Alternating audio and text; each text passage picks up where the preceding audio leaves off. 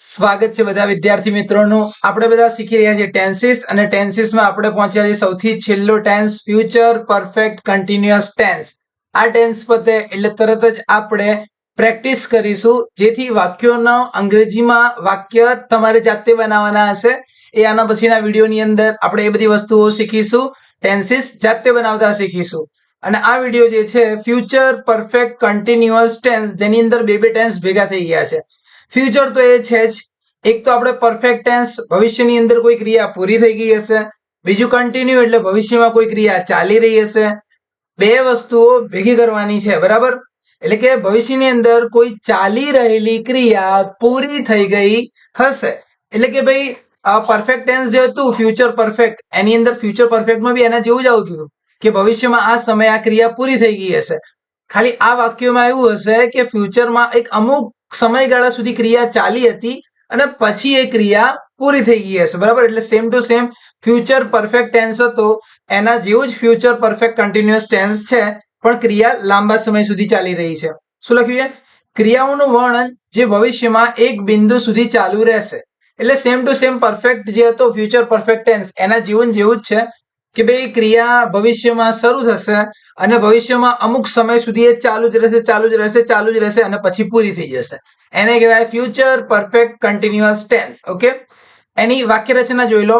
કરતા will have been આટલું ફરજિયાત છે. will have been લખી જ દેવાનું છે અને ક્રિયાપદમાં ing લગાવવાનું છે. I will have been finishing એટલે કે હું મારું કામ ભવિષ્યમાં પૂરું કરી રહ્યો હોઈશ. મારું કામ એ ટાઈમે સાંજે 5 વાગ્યા સુધી ઓલમોસ્ટ એમ સમજી લો ને કે 5 વાગ્યા સુધી બધું પૂરું થઈ જ ગયું હશે. એટલે કે ભાઈ આટલા વાગ્યાથી આટલા વાગ્યા સુધી કામ ચાલુ રહ્યું અને પછી 5 વાગે એ કામ શું થયું? પૂરું થઈ ગયું હશે. ઓકે, થોડા એના બીજા એક્ઝામ્પલ જોઈએ આપણે. પહેલું એક્ઝામ્પલ છે આવતા વર્ષે, next year. I will have been બરાબર. will have been ફરજિયાત છે. will have been ફરજિયાત છે. I will have been working here for 4 years. આવતા વર્ષે આપણે વાત કરીએ તો મને અહીંયા આગળ કામ કરતા કરતા 4 વર્ષ પૂરા થઈ ગયા હશે. એનો મતલબ એવું કહેવા માંગે છે કે ભાઈ અત્યારે 3 વર્ષ થયા છે અને 1 વર્ષ પછીની હું વાત કરું છું કે ભવિષ્યમાં 1 વર્ષ સુધી હજુ નોકરી કરીશ, એટલે મારી ક્રિયા ચાલુ રહેવાની છે. એટલે કે ભાઈ એ ક્રિયા મારે આવતા વર્ષે 4 વર્ષ થવાની ક્રિયા પૂરી થઈ ગઈ હશે. એટલે 1 વર્ષ સુધી આ ક્રિયા ચાલુ રહેવાની છે, પણ 1 વર્ષ પૂરું થાય ત્યારે ક્રિયા પૂરી બી થઈ જશે, બરાબર? એટલે આઈ ગઈ લાંબી ક્રિયા ચાલુ છે, ક્રિયા લાંબી છે, એ ચાલુ છે અને અમુક સમય ઉપર જઈ અને ક્રિયા શું થશે? પૂરી થઈ જવાની છે. બીજું એક વાક્ય જોઈએ. I will have been ફરજિયાત છે. I will have been cleaning the house for 2 hours when you come back. જ્યારે તું આવીશ એમ સમજી લે કે ભાઈ 2 કલાક પછી તું આવવાનો છે, પણ 2 કલાકની અંદર મારું કામ 2 કલાકથી હું એક જ કામ કરી રહ્યો હોઈશ, ક્લિનિંગનું. 2 કલાકથી હું એક જ કામ કરી રહ્યો હોઈશ, ક્લિનિંગનું કામ કન્ટિન્યુઅસ ચાલુ આખા ઘરની અંદર ક્લિનિંગ ચાલુ છે.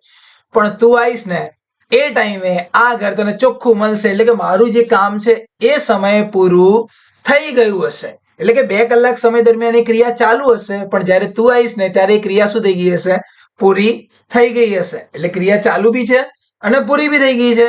એટલે જ તો છે આ ફ્યુચર પરફેક્ટ કન્ટિન્યુઅસ ટેન્સ. એક હજુ એનું એક્ઝામ્પલ જોઈએ આપણે.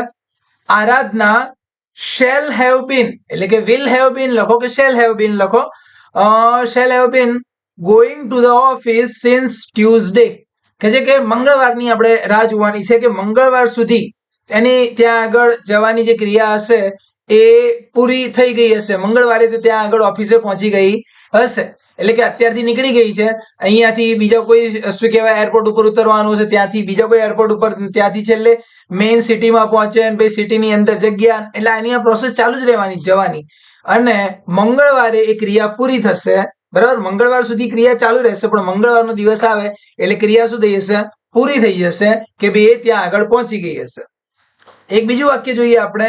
He will have been working with his teammates.